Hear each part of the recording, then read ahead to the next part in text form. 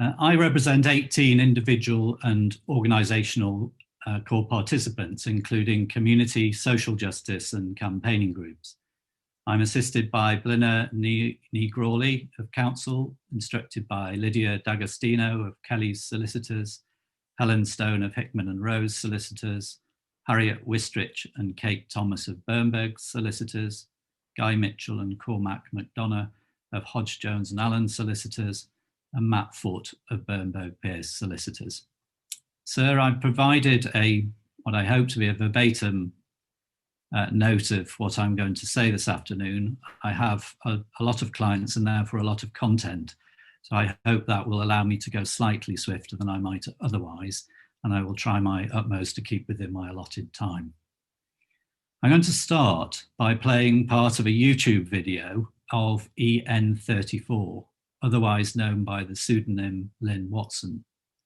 In the video, she is in costume, waving a feather duster, mock military marching, and generally clowning around, including at an army recruitment centre in Leeds.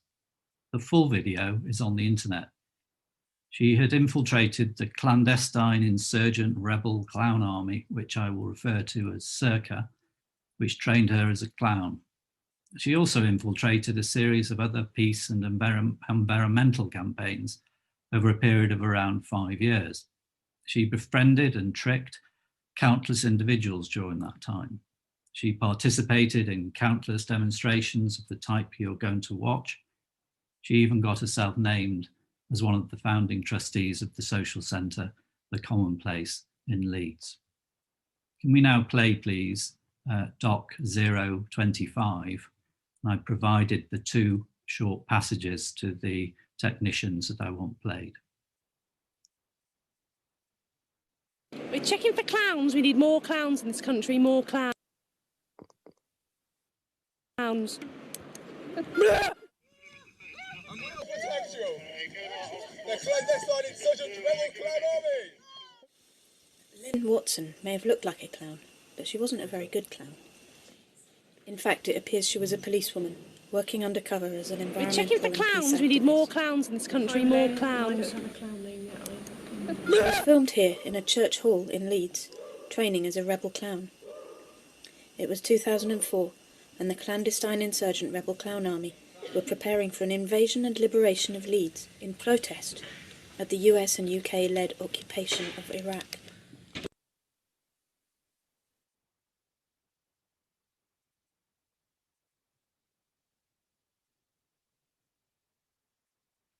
I think we're now going to play 3 minutes 25, please.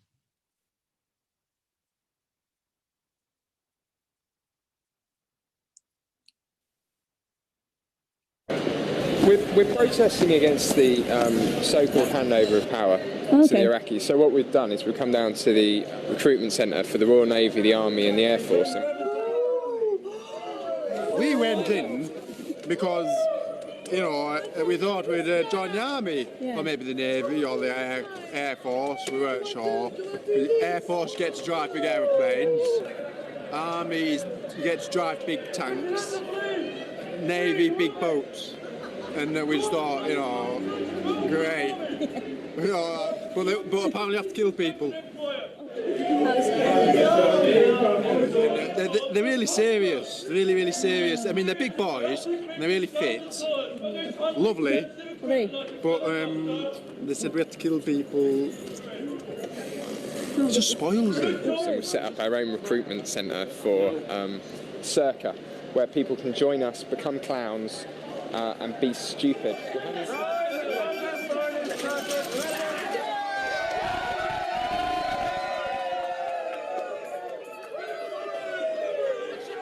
There's no choice. Who in their right mind would want to join the proper army when they can join the Circa? The woman known as Lynn Watson remained undercover for 5 years and extracted herself by saying she was leaving the country with a boyfriend. Growing suspicion about her role was confirmed when another activist, known as Mark Stone, was identified as PC Mark Kennedy, fellow member That's all we need of the policing unit with links to corporations. Oh, I'm sorry, can we just carry on? Can we carry on? Good old dexterity. the National Public Order Intelligence Unit. Lynn was filmed again when Circa joined Lindis Percy in the Campaign for Accountability of American Bases. We are here to oppose this place. We're not going to hurt it. We're not going to cause any violence or anything. But we live in such dangerous times and terrorist times.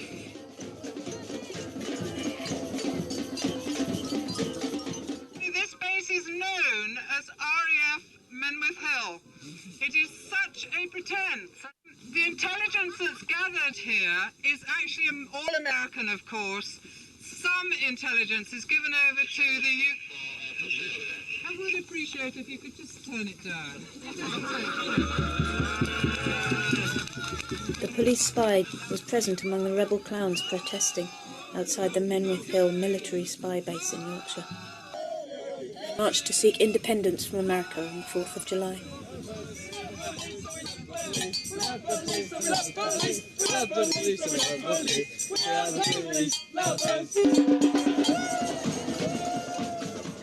It's not very obvious what kind of intelligence this police officer was able to offer her handlers.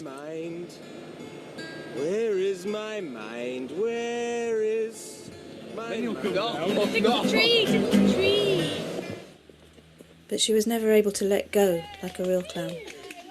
In fact, she was not a very good clown. Thank you. Can we cut it there?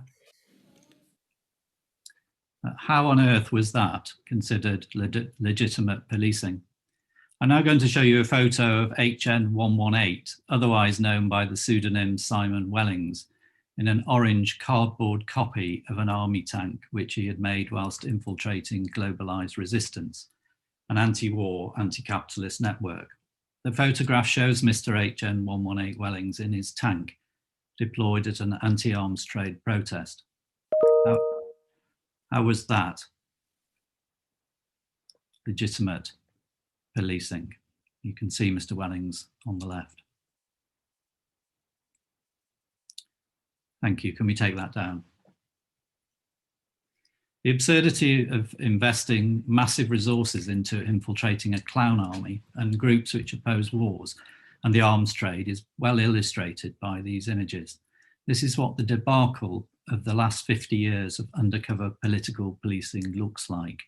It goes from the farcical yet deeply damaging involvement of the state in activist organisations and campaigning, to the outrage of the deceitful relationships of trust formed with RCPs, their children, their families and friends, and to the abusive intimate liaisons which have been the subject of submissions by others and which have been profoundly devastating for those involved. And this is what millions of pounds of money diverted from budgets that could have been allocated to the police to protect our communities, or that could have been allocated to other public budgets, to the NHS, to schools, to libraries, or to the arts, was misspent on. It was misspent over the course of decades and decades of state-sanctioned clandestine activities by the police, monitoring justice campaigns, anti-racism, anti-police violence groups, environmental campaigns, community and solidarity networks, animal rights groups, and the political activism of rebel clowns, musicians, artists, campaigners, and others, the vast majority of them, all but three it currently seems, on the political left. If you think by showing these images I'm making a light-hearted point, you couldn't be further from the truth. There is nothing funny to see here. A policing operation of the nature, type and extent here under inquiry is anything but funny. It's profoundly sinister and an affront not just to the basic fundamental rights of those I represent, but to democracy itself. In the more than 5 years since this inquiry was established, none of the 18 groups and individuals I represent have had any meaningful disclosure. And as I understand it, none of the sections of this inquiry which deal with them are due to start until 2022 at the earliest.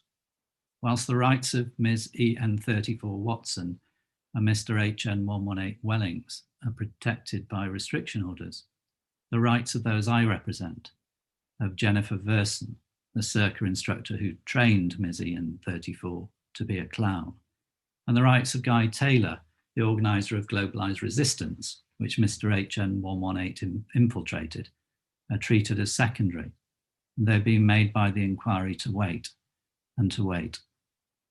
So too, the Newham monitoring project is being made to wait. They were a group which was apparently subject to undercover policing for some or all of its 30-year history, commencing in 1980. They have not been told when the undercover policing activity aimed at them began or ended, and what it consisted of. And the other CPs I represent are also being made to wait. They are an array of anti-war, anti-arms trade, environmental, anti-hunt, social justice and Palestinian rights activists. Some of them know some of the detail of their surveillance and infiltrations because they exposed the undercover activities themselves. But generally, they remain in the dark without even a summary from the inquiry of the activities targeted at them. The lack of transparency in this inquiry process and the enormous delay has undermined its workings and sapped the trust of non-state core participants, and ultimately risks undermining the entirety of the inquiry if not revisited and addressed. To maintain its credibility, this inquiry needs to do better. As the inquiry embarks on its first evidence hearings, the feed that anyone with a computer can see me through is to be switched off. And you've ruled that in-person access to the inquiry will be limited to CPs who are able to attend in the current circumstances. Provision for the majority who plainly cannot attend, and the general public is limited to a delayed transcript. Other inquiries have broadcast their public hearings, a fact not lost on many of our clients, who are further excluded and alienated from this process as a result. It is astonishing that 5 years in, we should need to raise the fact that our CPs have not even been informed of the basic facts about the undercover operations targeted at them. At the stage at which Rule 11 of the inquiry rules empowers CPs to make opening statements, their ability to do so here has been substantially diminished by the failure to provide them with even basic facts or disclosure. And endorsing provisions for opening statements in public inquiries, did Parliament ever envisage that CPs would have had to make them blind, with little or no disclosure to make them meaningful? Of course not. In this case, the imbalance between state and non-state CPs is palpable. The state CPs, of course, have the material and the information, but largely they have chosen not to address you on it. The non-state CPs have little disclosure, but very much want to take advantage of this, their main opportunity to influence the direction of the inquiry. Again, was this how Parliament envisaged Rule 11 would work? Of course not. This is the very reverse of how a healthy public inquiry should be. The axiomatic mission of public authorities must be to act in the public interest. That should compel the state CPs to provide a clear narrative, a roadmap, if you will, a chronology of the undercover operations which are the subject of this process through their opening statements. But in large part, they chose not to. But an inquiry established to shed light on the secretive undercover activities of the police against ordinary citizens should itself perpetuate secrecy and obfuscation is beyond irony. Secrecy and obfuscation not only fundamentally undermine trust and confidence, they also promote failure. As many of those before me have said, rather than seeking to sideline non-state CPs or to keep them uninformed, this inquiry should embrace their knowledge and actively seek out their assistance. Without them, how can there be any real scrutiny of the material produced by the state? Without the full and effective participation of non-state CPs, how can the inquiry hope to ensure a thorough investigation of the matters in question? Without their input, the inquiry is necessarily starting from the premise that reports, notes, contact sheets, assessments, and other information produced by UCOs and their managers are truthful, correct, and reliable. If that is the approach taken, there can be little possibility of the inquiry getting to the truth of the matters in question. There can also be no possibility of ensuring the confidence of those directly affected or of the general public. The DNA of a public inquiry includes independence and rigorous scrutiny, not deference to a state narrative, particularly one that's shown itself so hell-bent on secrecy, on distortion, on uncovering up its wrongdoing, as those who have spoken before me have clearly illustrated. In 2019, non-state CPs made substantial joint procedural submissions to you. They were rejected without oral argument almost in their entirety. Some of those points have been raised by others who've gone before me, but I want to concentrate on one aspect: position statements. We asked you in 2019, and we've continued to ask you, to require the state CPs to provide position statements to set out their stall at the outset of the evidence hearings of this inquiry, to say what they consider to have been justified or not, to hold their hands up to what went wrong, perhaps even to apologise to those unjustifiably targeted. And you rejected that application. As you're well aware, the inquiry process empowers the chair to require production of documents to the inquiry and requires the chair to maximise openness and disclosure consequent to Section 18 of the Inquiries Act. The inquiry process is also flexible and allows for wide-ranging case management measures. Moreover, the law requires public authorities to act in the public interest and with candour. In recent years, there's been a clamour from victims of injustice for these requirements to be codified into law, supported by a recent report published by the law reform group Justice, whose working group on inquiries included 3 former High Court judges with substantial experience in this area, and indeed some of the advocates involved in this case. The recommendations of the Justice report include support for provisions which would require position statements. However, even without such codification, we're very much in line with those recommendations. The chairs of other current inquiries, including Grenfell and Manchester Arena, have called on public authority and corporate CPs to produce position statements for those inquiries. Not only that, the chairs have been prescriptive in doing so, providing schedules of issues to be addressed. In particular, the state and corporate CPs have been required to set out 3 things: a narrative of the facts involving them, a self-assessment of their own performance, and what lessons have been learned. In his opening statement last Tuesday, counsel for the Metropolitan Police asserted, and I quote, "The MPS will assist the inquiry in every way it can." However, he also said that he would only address the facts in his closing statement several years hence. Part of acting in the public interest, or, quote, assisting the inquiry in every way it can, is the Met honouring by saying that they will comment on the evidence only at the very end. Acting in the public interest is not putting the inquiry to proof. A failure to address the facts and issues until the end is not assisting the inquiry in every way it can.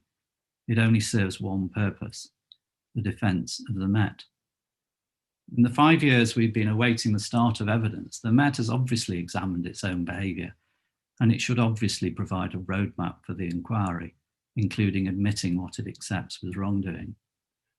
In the case of Hawaro, in other public law proceedings, Lord Justice Singh likened public authorities failing to help the court understand the materials and issues before it as leaving it to look for a needle in a haystack.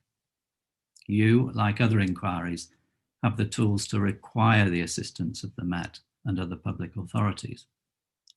As a starter, imagine how useful to the inquiry and all CPs a schedule from the Met and other relevant authorities would be, setting out a chronology of all of the undercover operations which fall within the terms of reference of this inquiry, with a summary of why they were undertaken, who was targeted, and which undercover officers and managers were involved, and whether the Met now says they were justified or not. What focus that would provide, what potential savings in time and resources. Last Tuesday, in particular, we saw the effect of there being no position statements in this case. At the end of the MPS opening, you directly asked for answers to a number of straightforward and fundamental questions, You will need no reminding, but others might. Your questions were as follows. My inference from your opening remarks is that the Metropolitan Police and police generally no longer regard it as part of the task to assist the security services with counter-subversion. Further, they no longer regard it as part of their task to infiltrate groups which the majority of people would regard as politically extreme. And thirdly, they do not regard it as part of their task to infiltrate generally, nowadays, single-issue campaigns which do pose a risk of disruption, but not of serious disorder of the kind that we heard about in 1968, unquote. You asked the Met to confirm if your inferences were correct, and if so, to confirm when that view was formed, by whom, and for what reason. These were matters which you underscored you would quite like to know, with a degree of understatement. Counsel for the police responded by saying, I quote, it was not his intention in the written opening or the oral opening to imply anything about the scope of the MPS's present undercover work, and I hope that answers your first questions, unquote. Of course, that did not answer your questions at all. Neither you nor the CPs nor the general public are any the wiser. Indeed, you commented as such, asking the Met to provide answers. When are we to see them? That exchange lays bare the MPS's commitment to assisting the inquiry, and I requote, in every way it can. How is it helping the inquiry in every way it can by not setting out its stall now? How is it helping the inquiry in every way it can to only comment on evidence once it has all come out at the very end of the process, whichever year that might be, when it is constrained to do so? The irony of the MPS putting the inquiry to proof, as I say, should not be lost on you. The contradiction of these two statements, made without drawing breath between them, shows the swaggering arrogance of an institution which cannot see beyond its own interests. It is the cynical reply of a public body that is hopelessly institutionally defensive. It's the reply of a state body that is putting the protection of its own reputation over its duty to act in the public interest. Why should any public authority consider it a problem at the outset of a public inquiry to set out its version of what happened, what it did right, what it did wrong, and what lessons have been learned? Candour is the oxygen of justice. Secrecy promotes failure and undermines the rule of law itself. Faced with the Metropolitan Police's response, the inquiry has two choices: to back off and continue to allow the Metropolitan Police to sit on its hands and to see what it can get away with, or do what it was ostensibly established to do, independently and robustly scrutinise state wrongdoing. Given the drawing of a line in the sand by the MPS to assert that it's committed to the inquiry and then failing to answer its most basic questions, now is the time for you to revisit the approach. We urge you once again to look at how valuable position statements have proved in other processes and to require them here. It's not just you who would quite like a response to those questions, and many others. Our CPs want them, the general public wants them. They are entitled to them. The continuing delay is unconscionable. Swathes of time, huge distress to those involved, and large amounts of public money can be saved if you require the public authorities, the state CPs, to tell you and us what exactly is in issue in this inquiry. Which operations are they going to defend? And which are they going to accept were illegitimate and unacceptable? What has changed now and why? And following this common sense approach, the inquiry will not only significantly assist its own processes and progress, it will also have a chance of gaining a valuable commodity, the confidence of non-state CPs. The MPS has been forced to acknowledge that the deceitful sexual relationships and encounters which have now been brought to light due to the bravery and tenacity of the women involved should not have happened. You've heard eloquently from others about the shameful suggestions made by officer CPs in opening that those relationships are somehow not to be, quote, prejudged. In the 5 years since this inquiry was established, the MPS has undoubtedly investigated for themselves the extent of those deceitful relationships and liaisons. Why is it so difficult for the MPS to come clean about this and its extent? Why will the state CPs not shine a full and clear light on these practices? Why will the inquiry not require them to do so? The MPS has indicated that they accept that the inquiry will conclude some undercover deployments were not justifiable. It's difficult to imagine a concession of that type if the MPS had not already reached the same conclusion itself. If so, it should say as much with respect to each relevant deployment. If not, let it make its case. Let it explain to the public why the mass infiltration of campaigning political groups over 50 years was justified. Let it explain why it was necessary to infiltrate a clown movement. Let it provide its justification for the infiltration of a samba band.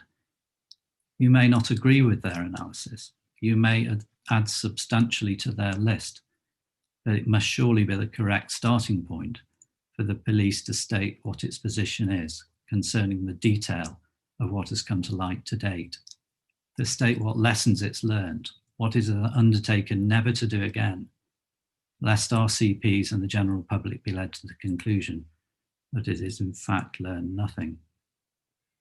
The extent to which the SDS was really formed as a consequence of what happened at the March 68 demonstrations seems to be claimed is for those more closely connected to those events to deconstruct. However, any pretense that political policing started with and in reaction to an event in 1968 would be completely wrong. Even the term political policing is controversial because in this jurisdiction it is often asserted that the police are neutral and stand aside from politics and influence. Political policing happens elsewhere, or so is the pretense laid bare here. This inquiry must not elide the ordinary policing of criminality with the policing of political or community and social justice groups. There is a stark difference because the mass infiltration of groups and the widespread interference with private lives and personal autonomy that has come to light in this inquiry involves a substantial interference with the democratic discourse. The substantial violations of civil and political rights and the individual human rights of those involved are the same as we see in authoritarian regimes around the world, in principle at least. It seems the state core participants want to pretend otherwise and want to suggest that, with a few exceptions, the undercover policing operations were somehow justified or somehow proportionate to a legitimate aim. The inquiry should remind itself of the rhetoric of repressive regimes around the world which seek to silence political voices, which challenge the official narrative, while pretending to respect international human rights norms, including freedom of expression and assembly, and respect for personal autonomy. The SDS was not a novel phenomenon. As you've heard, political policing in this jurisdiction has a long and ignominious history. In Peter Francis's written opening, his counsel comments, and I quote, "It beggars belief that the women's liberation movement or Croydon libertarians could ever have been thought to pose a serious threat to society," unquote. This is, of course, a reference to the recently disclosed revelation in annual reports that these groups and many more were spied upon by the SDS in the early 70s. I would like to agree, but in fact it does not beg a belief. It is well documented that the police infiltrated suffragette groups in the early 1990s and other civil society groups, including even a campaign to legitimise children of unmarried parents, amongst many others. Those who attempt to justify infiltration of organisations involved in this inquiry also seek to justify state infiltration of the suffragettes. Was the disruption and attempted suppression of the campaign for women's right to vote a legitimate aim in justifying infiltration? Would the police now seek to justify the infiltration of anti-slavery campaigns in the 19th century, or other suffrage campaigns from Peterloo to the Chartists? Why then a contemporary anti-war anti-racist, anti-globalization, anti-hunting, and environmental, community and justice campaigns any different? Why are those who demonstrate for nuclear disarmament, against fracking, road building and hospital closures fair game? A cursory glance at history demonstrates that it's the dissenters, campaigners and activists who are frequently the drivers of progressive social change. Slavery was abolished as a consequence of mass campaigns, building upon and amplifying slave revolts. Democratic rights to vote were established by successive social movements from Peterloo to the Chartists. Women's rights have been hard won by successive women's movements, including the suffragettes. The problem with any justification of infiltration of campaign and community groups is that the state is using policing as a means to undermine dissent. The example of the suffragettes is a good one, because no one would now argue that the struggle for the rights of women to vote was not justified and on the right side of history. Protest and radical dissent has always involved friction with the state. Official opposition to such basic rights made that struggle protracted, and something like 1,000 suffragettes were jailed for civil disobedience and direct action. Campaigning, activist and community justice organisations exist in a space which should be reserved for democratic discourse, not state suppression by methods used in countries which criminalise opposition and drive out ideas which challenge the status quo. And the suffragettes and slavery abolitionists of the past were on the right side of history, and so are those who oppose racism, oppose fox hunting, and oppose illegal or immoral wars in the present. The campaigning of the Hunt Saboteurs Association has been vindicated by the ban on hunting with dogs in the Hunting Act 2004. The institutional racism of the police, which the Newham Monitoring Project identified and campaigned against, is now broadly recognised, though, as this inquiry illustrates, it remains as entrenched as ever.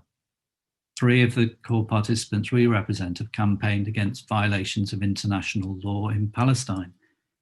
Their concern vindicated by the assessment of the chief prosecutor of the International Criminal Court, that in her view, there is evidence that war crimes have been committed. Global warming and the disappearance of the ice caps are a constant reminder of the urgency urged by the environmental movement.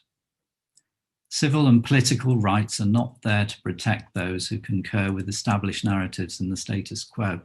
They're not needed for that. They're a bulwark against authoritarianism. Those who represent the former UCOs accept that there is a right to protest, but only so far as it does not cause disruption to others. That is a misstatement of both common law and convention rights. The fact that protests may cause inconvenience or cause offence does not mean they can be suppressed. That is the stuff of police states. In the 2009 Court of Appeal case of Tabernacle versus the Secretary of State for Defence, Lord Justice Laws asserted, and I quote, "Rights worth having are unruly things. Demonstrations and protests are liable to be a nuisance. They are liable to be inconvenient and tiresome, or at least perceived as such, by others who are out of sympathy with them," unquote. The Court of Human Rights held similarly in Favour versus Hungary. Freedom of expression and protest rights can only be restricted in strictly circumscribed circumstances and on the basis of proportionality. Counsel for the former officers further misstates the law by suggesting that, and I quote, "There is certainly no right to arrange or participate in public events without the police knowing and without the police being on hand to maintain public order," unquote. The government's own website on notifying the police of protests states in terms that, and again I quote, "If there's no march organised as part of your protest, you do not have to tell the police," unquote. Citizens don't need the permission of the police to protest. Furthermore, those representing the former officers seek to justify their deployments by asserting that many of the groups targeted were totalitarian and wanted to suppress the views of others. This point has been addressed by others, But they should perhaps look closer to home and examine their own activities in that respect. And they should ponder whether the NMP, for example, were being totalitarian in wanting to call out institutional police racism or to protect their community from racist attack, or whether indeed the views of any of the groups I represent, and we'll speak about in a moment, could sensibly be termed totalitarian. Their lawyers assert, and I quote, "the police must remain neutral." And they go on to state that the job of the police in a liberal democracy does not involve favour according to political viewpoint. Perhaps they would like to reflect the fact that their operations were almost exclusively targeted against social justice, community, and left-wing activists. It is not for any limb of the state to insert itself into, curtail, or spy on political and social justice activists, or to seek to determine who is a good or a bad dissenter on the basis of political viewpoint. It is not for the state to insert itself into the minutiae of people's lives because they disagree with government policy or campaign to change the law or for a better society. This is not a radical manifesto. It is a restatement of the principles asserted by Lord Hoffman in the leading case of Jones, as set out in our written statement at paragraph 33. Lord Hoffman recognised that political activism, campaigning and civil disobedience was not only to be tolerated in the society, but it should be recognised positively. And I quote, "Civil disobedience on conscientious grounds has a long and honourable history in this country." He went on to recognise that history sometimes vindicated such activism and that there were what he expressly described as conventions on both sides. Protesters behave with a sense of proportion, and police and prosecutors, on the other hand, behave with restraint. What restraint has the police shown in its mass infiltration of individuals and organisations involved in the activism of the type you have heard? Of justice campaigns, environmental campaigns, anti-war campaigns, proponents for peace, anti-racists, those advocating for animal rights, those advocating for the upholding of international law against the commission of war crimes. To take you through the CPs I represent, I urge you to keep Lord Hoffman's words in mind. To start with the Newham Monitoring Project, the NMP was a very well-known community group established by Black community activists and white anti-racists in East London as a resource within the community to fight racism, including racism perpetrated by the police. It came into existence in 1980 and operated for 3 decades. It was rooted in earlier community campaigns, but it was a racist murder, or in fact, the failure of the police to properly react to the murder of a local teenager, Akhtar Ali Beg, which was the driver to a coordinated local group.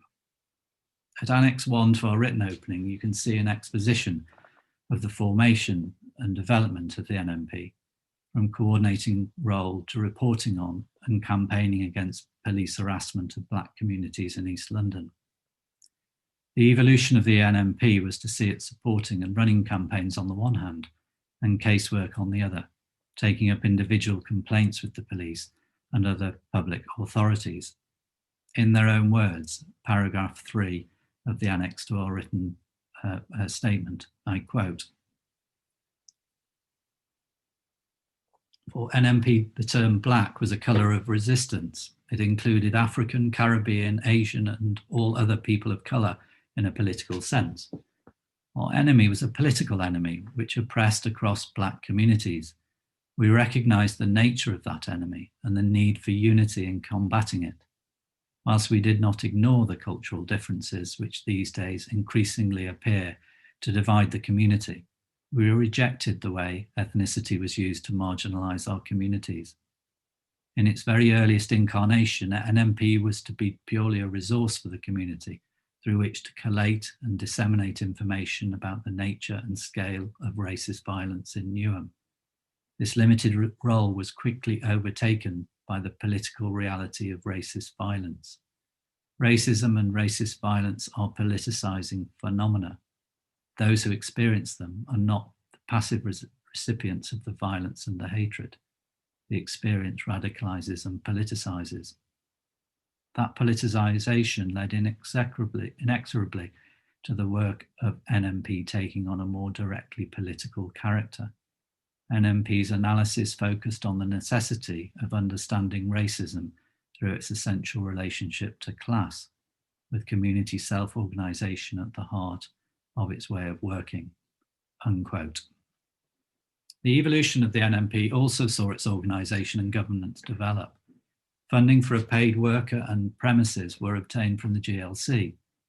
With abolition in 1986, a local community successfully campaigned for Newham Council to take over its funding, which continued for another decade.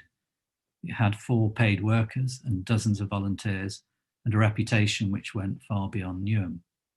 Its work centred firstly on racist violence around the home, with persistent failures by the police and other authorities to act or protect vulnerable victims, and the criminalisation of those who organised to protect communities.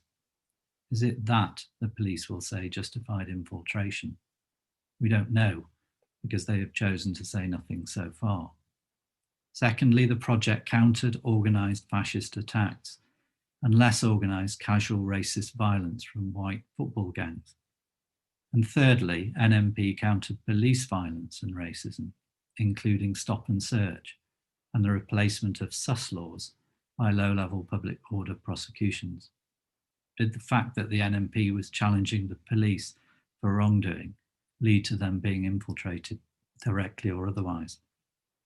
The NMP articulated, exposed, and fought against institutional racism within the police and other public authorities long before the Macpherson inquiry, exposing existing local authority anti-racist policies to be a sham and confronting the conspiracy of silence within the police as to the reporting of racist violence or corruption by their colleagues. Is the fact that they were a black community organisation calling out police racism towards black people what made them fair game for surveillance? And what was the need for any covert infiltration? They were funded by the state. With that state funding, and owing to their own culture of openness with their own community, there was robust governance and reporting. Places on the management committee were reserved for local councillors. Substantial annual reports were published commending NMP's work and exposing the challenges facing the local black communities, from individual attacks and institutional racism. All these reports are publicly available and will be exhibited to the NMP's evidence when it is eventually requested. The reports are significant because they were not only published, but a copy was sent to the police themselves, the local Newham commander. If the police have discharged their disclosure responsibilities to the inquiry, they should have already been provided the annual reports, because of course these will be relevant to any explanation put up for undercover operations directed at the NMP. The NMP's section of our written opening highlights not only their disgust at being subject to undercover policing operations, but also their deep frustration at the lack of disclosure to them in this process to date. The targeting of the NMP rather illustrates a central reason for their existence: institutional and overt racism by the police. Were they targeted because they were a black activist organisation? There is a strong inference that they were. What would proper disclosure discover? Would it show that undercover activity directed at NMP was also an attempt to work through NMP to infiltrate other groups, other justice campaigns seeking accountability from the police and from the state? NMP rightly posed the question, was the very state racism they were countering a real reason for the undercover policing deployed against them? The justice campaigns that NMP were connected with include many with which the inquiry will be well familiar, as they're themselves individually represented before it. The Stephen Lawrence campaign, the Jean-Charles de Menezes campaign, the United Families and Friends campaign of those who've died in custody, and many others. NMP was essentially a collective giving support to a broad spectrum of community social justice campaigns across the borough and beyond, including organisations such as the Newham Asian Women's Project. As NMP themselves assert in their annex to the written opening, this is the organisation which the state determined should be targeted by paid undercover police officers. To do what? For what purpose? Those are the questions which NMP seeks an answer. Paragraph 21 of their annex itself posits one answer. The NMP says, and I quote, "Of course, the local police disliked, even perhaps hated the NMP. The cosy narrative of Dixon and Doc Green style policing, together with its younger cousin, community policing, were repeatedly exposed as untrue and at odds with the experiences of black communities that often felt under occupation. There were repeated examples of Newham police officers unmasked as racists and thugs. The nature of policing in black communities is still a deeply contentious issue. There is at least a debate on the issue. In the 1980s and early 1990s, the lack of police accountability was extraordinary and incidences of police violence routine," unquote. These are issues that pertain to the past in the sense that the NMP itself no longer exists. They are issues that are just as pressing in the present. The Black Lives Matter movement of the 21st century shows that the structural issues at the heart of the NMP's work have not gone away. How much of that is due to the state's approach in spying on, impeding, and undermining the work of those like NMP who would seek to call out, counter, and prevent that racism, rather than rooting out those responsible within its own ranks? I'll return to the NMP later regarding the process, but before I do, I'll address the other individuals and groups. I've already referenced fox hunting. The Hunt Saboteurs Association is an organisation with deep roots in this country and which has campaigned against blood sports since 1963. It's done so primarily through campaigning and by disrupting hunts, through tactics such as the laying of false trails for dogs. Its central campaign was vindicated by the Hunting Act 2004, which banned the hunting of wild mammals with dogs, although its work has continued because of widespread flouting of the ban and its opposition to other blood sports and mass killings of animals, including the badger cull. Given the lack of disclosure with respect to the Hunt Saboteurs, it remains unclear as to why the HSA was targeted for undercover policing operations and infiltration. Was it because of political pressure, given the quintessentially establishment nature of fox hunting and the status of the people and estates who support it? Or was it because the police sought to conflate the disruption of hunts with false trails or distracting the dogs with confusing horn calls, civil disobedience in Lord Hoffman's terms, with violent extremism? How does the fact of infiltration sit with the long history of serious violence meted out to those opposed to hunting by Hunt supporters? This has included serious campaigns of harassment, targeting anti-Hunt activists in their homes, and physical attacks, including one which left an activist in intensive care. And yet there's been little or no police action taken or prosecutions of the Hunt supporters responsible. The partial approach by police officers, and indeed their own violence towards anti-Hunt activists, is flagged by one of their own undercover officers in the Tradecraft Manual itself at paragraph 7.3.6, in a paragraph that has been read out already, but which bears repeating. And I quote, "Another strange effect of my tour has been the slow development of my low opinion of uniformed police dealing with animal rights protests. I suppose that officers in all fields come across police officers who regard political protesters with contempt, for their lack of sensitivity and occasional violent reaction to one as an animal rights activist is often out of proportion to your behaviour," unquote.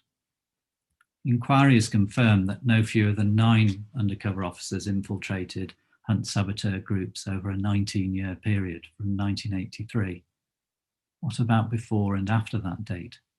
Having regard to what is now known of the nature and extent of undercover policing, the HSA doubts that they've been spared the attentions of the police before 1983 or after 2002, and they seek further information and disclosure of other such activity before and after that period. It's plain that the central issue upon which the Hunt Saboteurs Association has campaigned has long since had mainstream popular support, which ultimately culminated in a change in the law. It's equally plain that the tactics deployed by the Hunt Saboteurs were either entirely lawful or at most came within the ambit of civil disobedience. The targeting of the Hunt Saboteurs cannot be justified on any principled or proportionality basis. So why has such persistent effort and such substantial resources been deployed in their regard? Was it to disrupt and derail their efforts, the legitimacy of which is underlined by the change in the law? Was it because they were perceived as an easy gateway to other groups and individuals? And if so, how could that be justified on any basis? The use of undercover policing against the Hunt Saboteurs raises other issues too concerning miscarriages of justice. In some known circumstances, information provided by an undercover officer appears to have led to the arrests of Hunt Saboteur supporters. In others, violence against anti-Hunt activists was not prevented by undercover officers, nor did their involvement ensure the prosecution of those responsible. Were undercover officers told to look the other way and not come forward? Were there miscarriages of justice where undercover officers failed to step out of the shadows or their involvement covered up? Did they encourage illegal activity as agent provocateur? Did undercover policing lead to blacklisting and blighting of careers? Some of the undercover officers involved in infiltrating saboteurs were ones who deceived women into intimate relationships. They also deceived other activists into close personal friendships, infiltrating the intimacy of their daily lives and experiences, and even holidaying with them abroad. The inquiry must stand back and consider how, in a system which purports to protect freedom of speech, conscience, and assembly, the police ended up targeting the minor civil disobedience of those such as the Hunt Saboteurs by the extreme methods of infiltration and personal deception. The answer is that the police descended into the political arena, directed or facilitated by government. That which would be rightly considered outrageous in faraway countries became accepted and mundane to the police and ministers here. Next, I turn to Emily Apple. She's been an activist all her adult life, and she's been involved in numerous campaigns, including campaigns of which she was a founding member. They include a network of police monitoring, which was established to monitor and challenge excessive and discriminatory public order, protest and street policing. They include an organisation set up to counter intimidation and harassment by police forward intelligence teams, whose role is to photograph and log information about protesters. Her activities have included speaking out against the designation, rather denunciation, of protesters as domestic extremists, identifying forward intelligence teams and providing web-based advice to demonstrators on how to stay safe in protest situations. She's been arrested on countless occasions for her activism. Were her attempts to counter police violence and intimidation of protesters what led to her being spied upon? How could that conceivably be a valid justification for her targeting by undercover officers? Typically, the arrests have been baseless and undertaken to remove her from the scene of protests, and have included occasions she was present with undercover officers themselves. Ms. Apple has also been targeted by undercover officers over her anti-arms trade activism.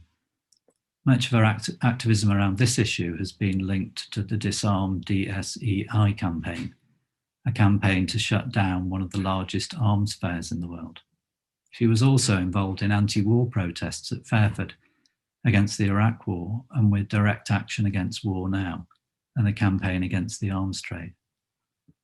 She's also been targeted by undercover officers regarding her environmental campaigning with Earth First, an environmental campaign across numerous countries infiltrated by Mark Kennedy, and in various other campaigns and protests over many years.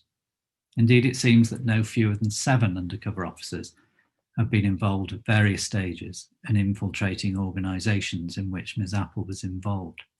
They include HN3, known as Jason Bishop, who deceived her into a close friendship and who was heavily involved in her life and that of her young son from his birth and throughout his undercover deployment.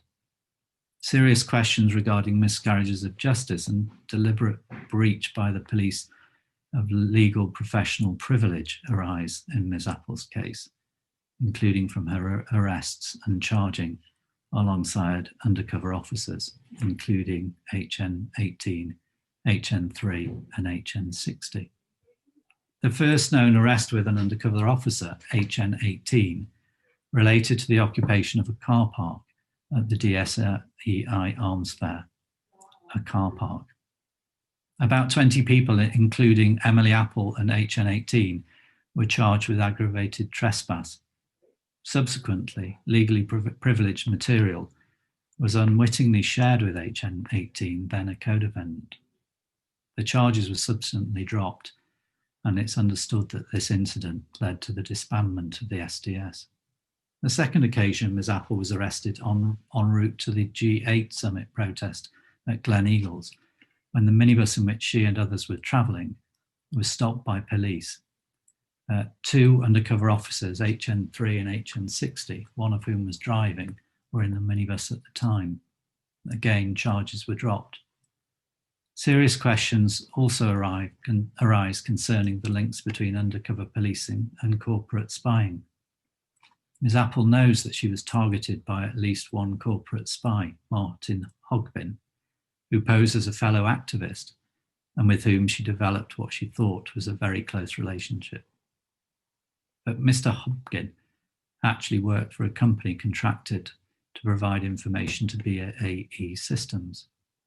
What were the links between the police and corporate spies? What was the flow of information between them? What were the links between undercover policing and corporations generally?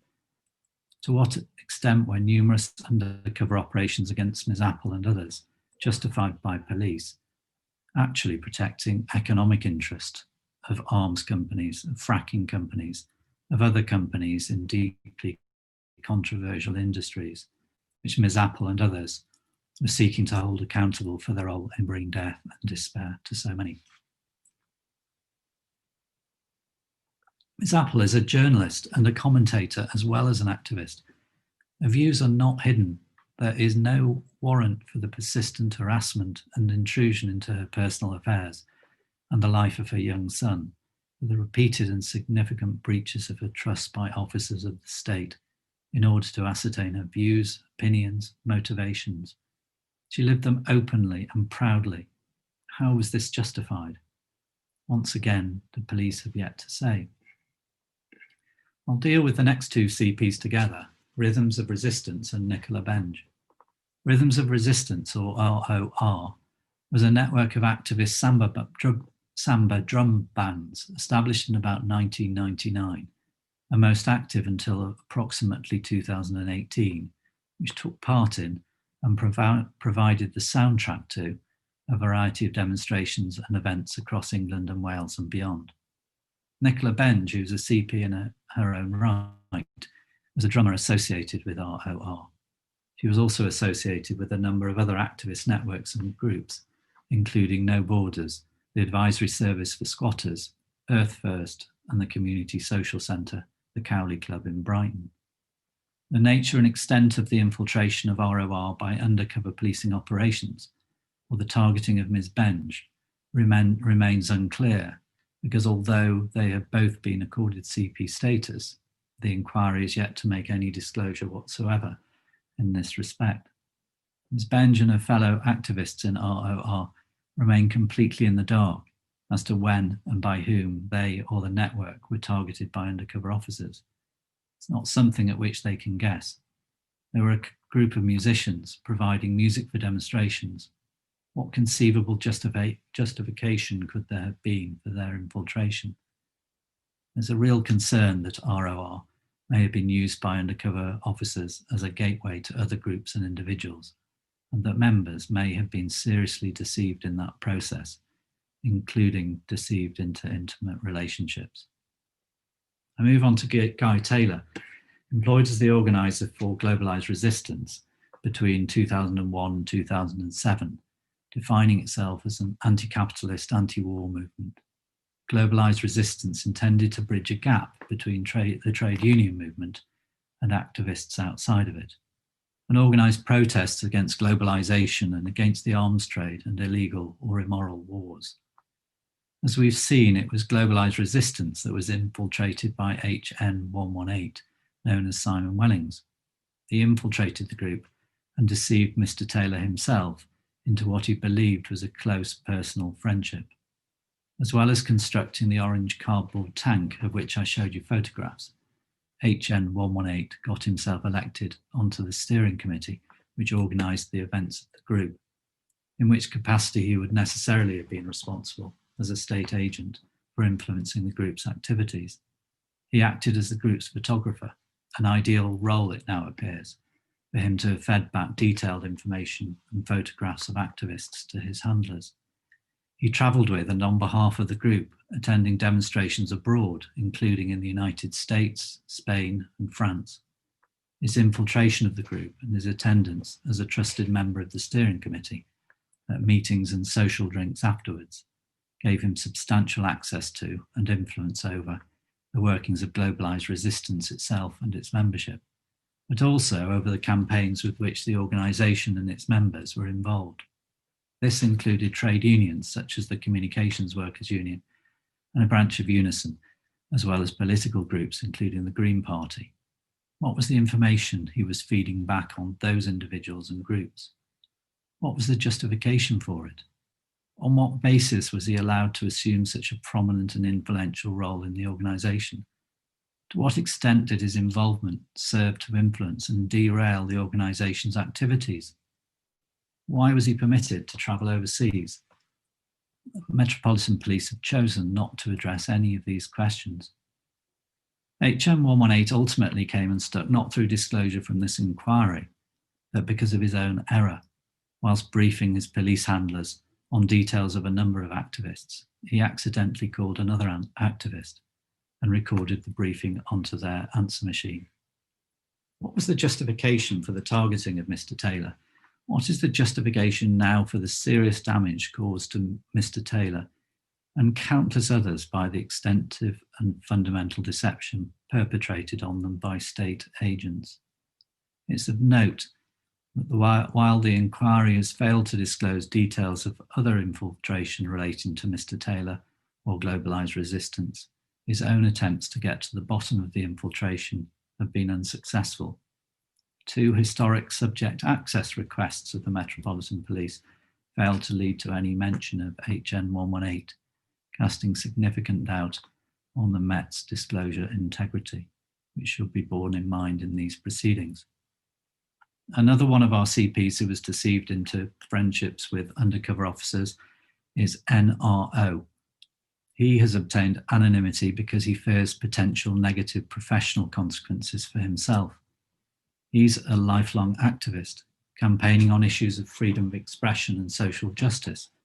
He too wants to know on what conceivable basis was he targeted by the state for surveillance. NRO was involved with the white overall movement building libertarian effective struggles, known as the Wombles, a loosely aligned group of individuals broadly identifying as anti-capitalist who participated in numerous protests in the UK and abroad and were readily distinguishable at protests by their dress code of white overalls with padding and helmets, worn as protection from the actions of police officers. They also set up self-managed, volunteer-run social centres. NRO knows that he was spied on by EN32, known as Rod Richardson, who first approached him through the Wombles and attended various protests with him in the UK and abroad in 2001 and 2002. The undercover officer HN77, known as Jackie Anderson, is also known to have infiltrated the Wombles. One of NRO's key concerns is that his association with indie media and activists may have led to his surveillance, an avenue it is particularly important that the inquiry pursue.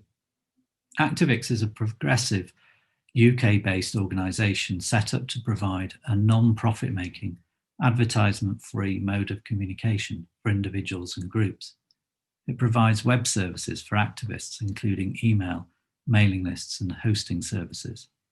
Indie Media was an open publishing network of journalists reporting on political and social issues, which acted as an independent reporting service, reporting directly from the streets, without the corporate interference involved in so many mainstream media outlets. At its height, it had more than 150 centres around the world, run by volunteers and collectives. Many of its key news items involved protests, where they were happening and what was happening at them, including police violence, which typically would not have been covered in mainstream media. Indie Media described its work as independent and alternative media activists and organisations, offering grassroots, non-corporate, non-commercial coverage of important social and political issues. Its central slogan was, "Don't hate the media, become the media." It repeatedly found itself the subject of attacks by states and corporations around the world, attempting to shut it down. In the UK, its servers were seized by police repeatedly in 2004, 2005, and 2009. NRO believes that undercover officers were involved in using Indie Media's website, including to post fake news stories in order to sow deliberate disinformation.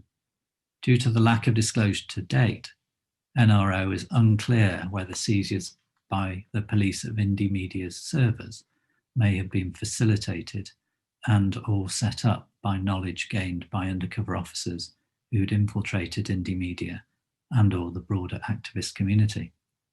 As stated, NRO's position highlights the probability that undercover policing included online operations and activity. It's vital that the inquiry takes its position seriously and fully investigates online infiltration and other covert online activity. Indra Donfrancesco is an environmental campaigner who has been active in various environmental groups for much of her adult life. Morgana and Megan Donfrancesco Reddy, also CPs, are her daughters, frequent attenders with their mother at environmental protests and meetings throughout their childhood. Between 1994 and 2010, Indra Donfrancesco and her daughters were involved in Earth First, an informal network of individuals sharing a similar outlook in relation to the environment and other social justice issues.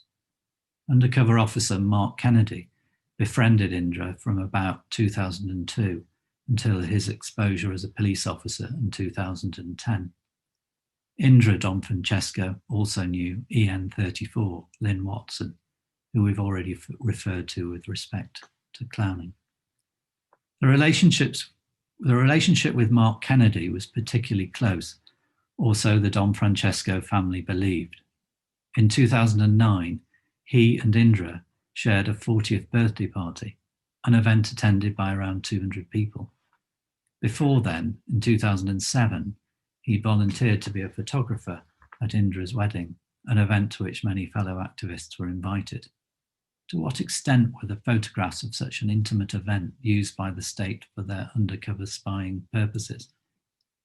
Megan and Morgana both considered Kennedy as an uncle figure, and his unmasking as a police officer has affected them both significantly.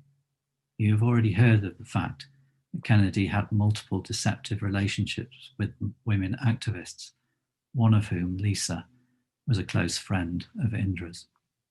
The Donfrancesco case is particularly illustrative of the corrupt nature of the undercover policing activities under investigation by this inquiry. What reason was there to infiltrate environmental activists at all? How was pretending to befriend this family, including young children, justifiable in any way? How were these actions of a responsible, accountable police force and a responsible state? The deceptive sexual predation speaks for itself. Corrupt and depraved behaviour which shames not just the officer, but those who organised it and those who facilitated the system which allowed it. And frankly, it also shames those who still try to justify or make excuses for it now. To return to Circa, or the Clown Army as it was sometimes known, you will have got a flavour of the group from the footage I played at the start of my opening. Circa was a progressive network of writers and educators in the field of political theatre, cultural activism and clowning that came together in 2003 in response to a state visit by George W. Bush and to protest at the invasion of Iraq. Circa was part funded by the Arts Council England to create and tour a theatrical performance around the UK, which facilitated public participation in rebel clown workshops. Participants attended at protests dressed as clowns, typically with white faces, red noses, military-style fatigues, and coloured trimmings. They'd engage in various activities, including mock military manoeuvres involving marching and singing and wielding feather dusters. The aim of the costume was to create a sense of ridiculousness, to challenge any preconceptions concerning activists and to diffuse tense situations.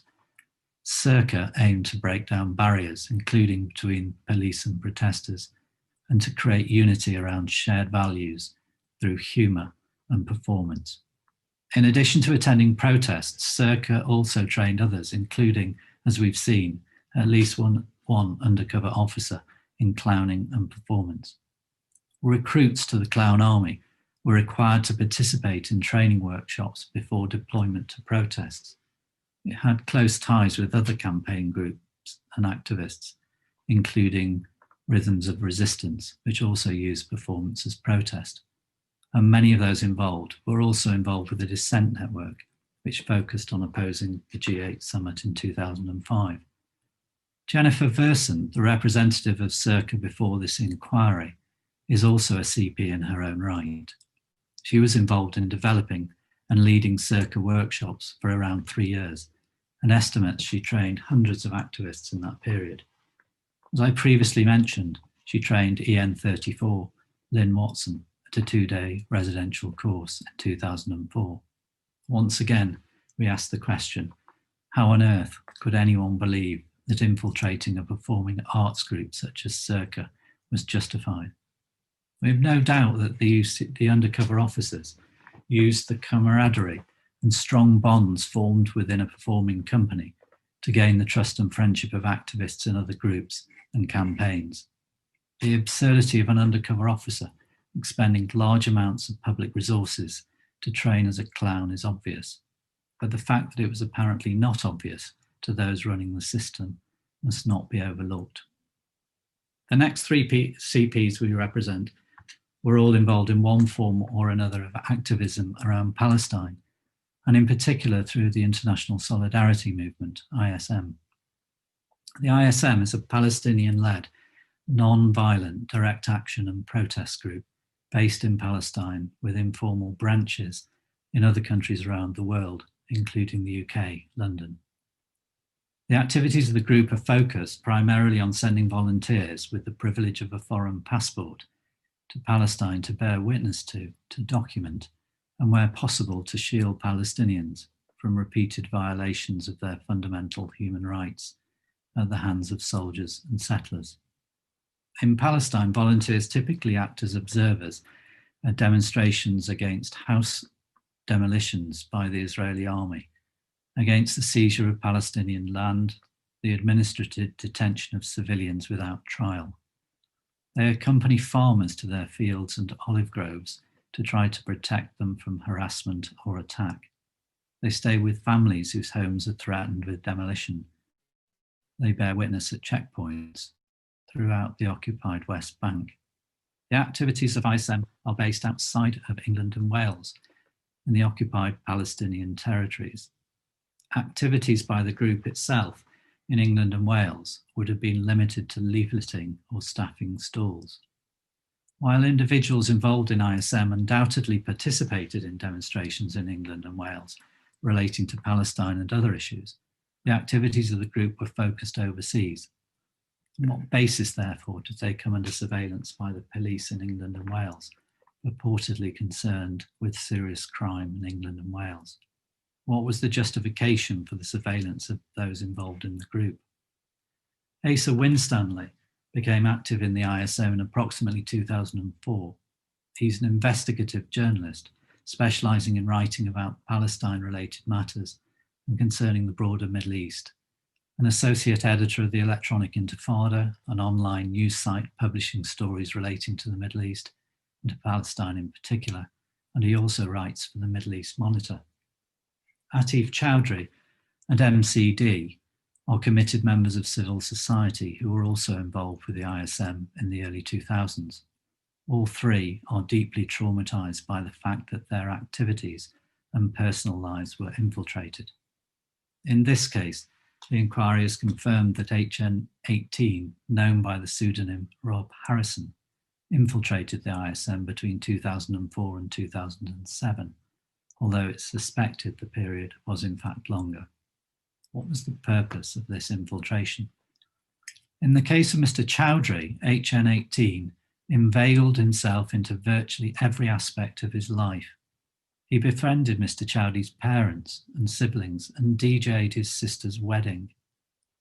Mr. Chowdhury considered HN18 a close friend and is both outraged and devastated by being groomed and abused in such a comprehensive way.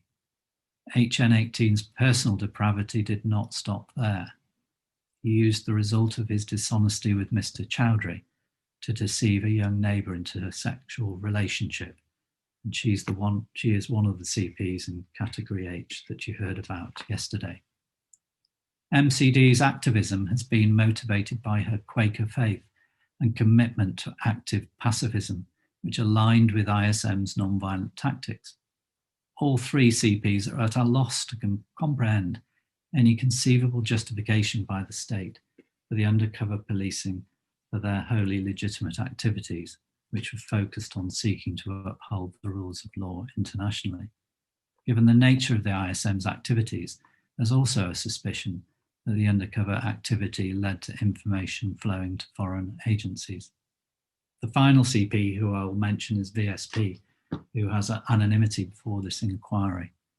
VSP has been involved in numerous campaigns, networks and groups relating to social justice and environmental issues, predominantly between 2002 and 2013. These included anti-war and anti-arms trade and G8 protests, and protests organised by the Dissent Network and Earth First. She's been arrested on numerous occasions, and she's been targeted by both overt and covert policing. She will tell you in due course that she's been put in leg restraints. She's been strip searched, including by male officers. She's been mocked and jeered by officers whilst naked. Multiple civil claims regarding the arrests have been settled by the police. VSP is aware of two undercover officers who spied on her and her family. EN1, known by the pseudonym Mark Jacobs, and by Mark Kennedy. EN1 in particular became extremely close to her family, socialising with them and engaging in at least two deceptive sexual relationships with young women in VSP's social circle in an attempt, VSP believes, to better monitor her own activities. EN1 is known to have infiltrated the Cardiff anarchist network with which VSP was associated. He did not just participate in the group, he made himself central to it, and then he proceeded to disrupt it from the inside, creating such discord within the group that it ceased to function in any meaningful way. He also disrupted the Solidarities network with overseas groups. His police funding meant that he had the money to put himself forward to travel on behalf of CAN, to meetings abroad, to meet other activist networks, on at least one occasion with Mark Kennedy. VSP strongly suspects that the undercover officers ensured that those meetings were ineffectual. That's but a short summary of some of the issues and facts relating to some of the CPs I represent. In their CP applications, in the written opening annexes, and here through me, the CPs have given up significant details of their lives and activities. Neither the opening of counsel to the inquiry nor the opening statements of the state CPs have mentioned any of the 18 CPs that I represent. There is no further detail forthcoming. How much longer must they wait? They consider that there was and is no justification for the use of undercover policing against them, for the intrusion into the minutiae of their political lives, their civil lives, their work lives, their social lives, their personal lives, their children's lives, or their families' lives. There's no justification for the continued failure by the state and the Metropolitan Police in particular to give an account of itself and of its actions in relation to each of them. There's no justification for the inquiry to continue to provide them cover in that failure. I said I'd return to the comments from some of the CPs regarding the inquiry itself. In the NMP annex to the written opening, the NMP pull no punches at their disappointment with the inquiry and a real lack of confidence that it will achieve any real justice. In their own words, I quote directly paragraphs 23, 24, and 31 of the annex, and I quote, "It is essential that it be appreciated that we have no faith in this inquiry, characterised as it is by extraordinary secrecy, a total lack of accountability and transparency, all aggravated by the absence of adequate representation and constant delay. We're confident this is not a forum through which the actions of the police can be properly explored and scrutinised." I quote, those quaintly described as core participants are engaged, tantalised and seduced by the promise of disclosure. This interest will, we believe, remain wholly unrequited. Any meaningful disclosure is unlikely to materialise in any real sense because the overriding priority appears to be the protection of those officers deployed. In any event, we have no faith that the relevant records have not already been destroyed. Yet the illusion must be maintained because the continued involvement of the core participants adds infinitely to the credibility of a process that is already bankrupt. And finally, I quote, "The question is why we continue to remain engaged with this inquiry. We do so with a very limited and narrow purpose. The extent of any interference with hypothetical political and civil rights attaching to NMP's volunteers and workers is not of the first concern. Our purpose is to establish, through disclosure, the extent to which the families and individuals supported by NMP in their justice campaigns were compromised or undermined by police action. If they were, as we believe some may have been, we would then look separately to consider whether there may be any remedy. There is deep scepticism that even such a limited and unambitious purpose is achievable, but for those who put their trust in NMP over decades, it would be unconscionable not to try." Unquote. You could not fail to see their point. 40 years since the inception of NMP and 5 years since the start of this inquiry, those involved in this widely respected community anti-racist group are none the wiser as to the whys and wherefores of the undercover policing targeted at them. Why?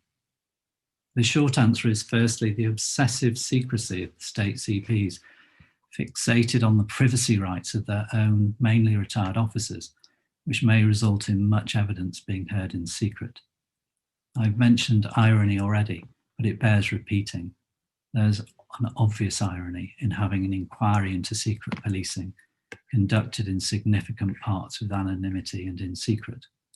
Secondly, the reluctance of the inquiry to make any meaningful disclosure until a few weeks before a particular tranche, and to silo the disclosure to a restricted cohort of CPs who cannot share it with others, has left all our CPs, as well as the general public, in the dark about the roots of this particular undercover policing. That is regardless of the fact that it may have occurred decades ago, or indeed may be continuing now. The refusal by the Metropolitan Police Service to answer your questions last Tuesday raises serious concerns in that regard. Metropolitan Police admit that their undercover political policing was undertaken for their own purposes, but also as agents for the security services MI5. Not only have we now had the elision of political protest with criminality, but we also have an elision of policing with espionage. Further, MPS introduced the difficulty of analysis because it is impossible, they say, to determine the counterfactual scenarios decades later. That sounds technical, but in fact all it amounts to is an assertion that no one can judge the success or otherwise of operations because it is impossible to analyse what might have happened if they had not been undertaken. The so-called counterfactual problem would not arise if there were proper records of deployments and their justification and regular assessment of them. A further analysis problem arises, we're told, because the records of what happened to the intelligence passed to MI5 were not collated and the records were limited. Why? Surely records were kept of intelligence passed from one to the other. I remind the inquiry once again in their own words. The MPS will assist the inquiry in every way it can. Now they are saying you cannot assess that which did not happen due to the failure of their own record keeping, or the value of intelligence that was passed to MI5 because it was not recorded properly. It's essential that the inquiry obtain full details of how and why undercover policing operations were deployed to gather intelligence for the security services. With respect to each CP, exactly what information was provided to MI5, why, and under whose direction. These issues do fall within the inquiry's remit. A further difficulty arises from the terms of reference is the confining of the inquiry to investigation of undercover policing by forces from England and Wales, conducted within England and Wales. Whilst it is entirely normal for a statutory inquiry to be established in one jurisdiction, there is no corollary normality that the facts and evidence are confined to that jurisdiction unless expressly so asserted in the terms of reference, quite the opposite. In establishing the terms, the Home Secretary not only excluded investigation of the security services, she appears to have attempted to exclude what the undercover officers did abroad or even in other UK jurisdictions. There is no legal, procedural or practical problem whatsoever in the Home Secretary amending the terms, even at this stage, or indeed the Chair bringing such problems to her attention for that purpose. Given that the Home Secretary plainly knew from the outset of the significant role of MI5 and the extensive involvement of undercover officers outside of this jurisdiction, it is clear that this is intentional exclusionary drafting. With respect to evidence of what occurred outside of the jurisdiction of England and Wales, we note that with respect to an event such as the G8 protests in Scotland, which I've mentioned several times, the inquiry will have to look at the police planning and actions for these trips, but bizarrely not what happened after the minibus containing the undercover officers and our clients passed Hadrian's Wall. Thereafter, the inquiry will have to consider the contact notes or whatever reports were submitted from these activities, if not to consider what happened in the dark period when the undercover officers continued their deployment to the protests and returned, but to consider what the consequences from that deployment were. Did it affect the ongoing infiltration and targeting? Did it lead to further operations? Not to put too fine a point on it, the restriction apparently seeking to prevent the inquiry from considering what English and Welsh officers involved in an undercover operation based within England and Wales did in Scotland is unlikely to be effective if the inquiry is to be able to fulfil its other terms of reference, and is likely to lead to considerable argument and complication. If the Home Secretary is going to persist with this restriction on the inquiry should not remain silent about its effect. Independence demands that the inquiry publicly challenge these restrictions because they create a conflict between terms of reference which cannot be resolved. The territorial restriction obviously affects those activists such as Circa and Emily Apple who attended protests in Scotland, but also a wide variety of core participants who protested and even holidayed with undercover officers in various European countries. These include NRO and Guy Taylor. To what extent were these deployments authorised? Who paid for and audited them? Is the point of the restriction because the authorities of the countries involved were not informed or consulted? Is it to prevent embarrassment to the government? We've not seen any coherent reason advanced for excluding evidence which may be highly pertinent to the inquiry, simply because it took place in another country. Persons and groups targeted in England and Wales by deployments organised, planned and paid for within this jurisdiction, but activities which took place elsewhere. We note that those representing the undercover officers themselves raise the illogicality and problems of excluding foreign trips, and they have confirmed at least one overseas undercover operation conducted in conjunction with a local police or intelligence service. As you heard earlier, when the Inquiries Act was passed, Amnesty International called for judges to decline to be appointed as chairs, and a figure as senior as Lord Savile publicly took the same view, because public inquiries are established by the executive, the terms of reference are set by the executive, and the executive can control whether hearings are public, disclosure and even publication of the report itself. The executive can stop an inquiry and only it can appoint and remove a chair and panel members.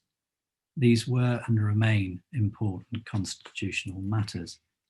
But the reality of inquiries is that an independent chair can act independently to require production and disclosure of documents and conduct the process independently of the executive if he or she chooses to. And it is practically and politically difficult for the executive to interfere, even if it has the statutory power so to do. An independent chair can and should challenge the executive and institutions, including calling for changes to terms of reference which impede the fulfilment of an inquiry's aims. It should do so here. Conclusions. In conclusions, let me draw a few threads together. This inquiry relates to interference with civil, political and human rights undertaken, as has been said by others, on an industrial scale over decades. It involves investigating policing which grotesquely interfered with democratic rights. The inquiry has a choice. It can drag these activities out into the light of open justice, where wrongdoings of the past can be determined and narrated, accountability established, and robust recommendations made to prevent such state-sponsored abuses continuing into the future. Or it can continue to operate in the shadows with a preoccupation for secrecy. The rule of law requires the former. The latter can only result in failure and whitewash. What is already known of the massive number of undercover deployments against civil society actors, campaigners, community groups, justice organisations and political groups should be a wake-up call for all who aspire to live in a society where freedom of expression and assembly are cherished and not targeted and undermined by secret units of the state over many decades. Any observer with a sense of decency should be outraged at the gross interference with personal autonomy involved, with the deceitful intimate relationships we've heard about, and the casual indifference displayed by undercover officers infiltrating families, forming deceitful, close personal friendships, sometimes with children, and taking significant roles in milestone family events, including weddings and birthday parties. The response of the state CPs so far has been to obfuscate, sit on their hands, admit little, and see what they can get away with. The first role of any public inquiry is to establish a definitive official narrative of the facts. That demands rigorous requirements are put on all the state bodies, obliging them to produce all potentially relevant material to the inquiry in an accessible format, signed off as complete by the most senior officer. For the process to achieve public confidence, the next requirement is for maximum transparency as required by the Act. Without full transparency achieved by disclosure of material and disclosure of answers to simple questions by the state authorities, not only is the process undermined, but it loses one of its most precious assets, the buy-in of those most centrally affected. Without the effective participation of the non-state CPs, how else is the inquiry to challenge the facts in contact sheets and reports emanating from undercover operations? The requirement of transparency has a number of sources: open justice, Section 18 of the Act, and ultimately, the hint is in the name, a public inquiry. The second role of a public inquiry is to work out what went wrong, accountability. Why did successive government ministers and generations of police commanders allow this to happen? Whereas legal and supervisory frameworks permeated just about every other aspect of public life over the period this inquiry is considering, even the fact of these operations was kept secret from Parliament and from the general public. Accountability is a powerful tool in preventing future governments and officials from abusing their power in just the same way. Finally, the role of the inquiry is to make recommendations for the future. Recent controversy over the Covert Human Intelligence Sources Bill, which would seek to legitimise so many of the excesses of the past, highlights the importance of the learning and recommendations that should come from this inquiry and the already apparent effects of inordinate delay. Those are my submissions.